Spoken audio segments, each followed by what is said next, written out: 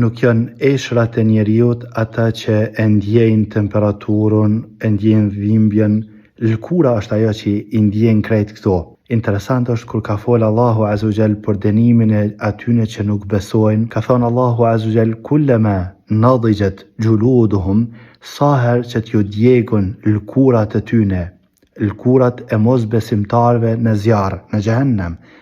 Edhe lëkura e mos besimtarve në Jahannam nuk është si kjo lëkura jonë shumë e hollë, me 3 shtresa. Nuk është kjo lëkura që e njohëm. Jo kësi lëkura tyne ka me kanë shumë e trash.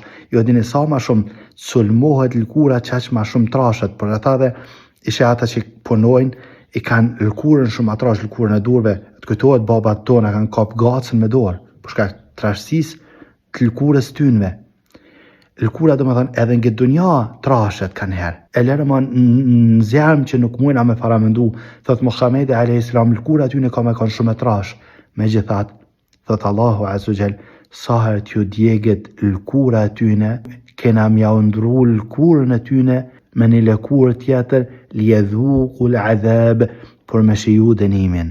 Subhanallah, në atë kohë, kush e ka di që lëkura është aja që e ndjen dhimbjen? Këtë vone kanë marrë vesh njerëzit që lëkurat e ku ka ajo që i ka sistemin e nervave për me ndje temperaturën, për me ndje dhimbjen, është jo.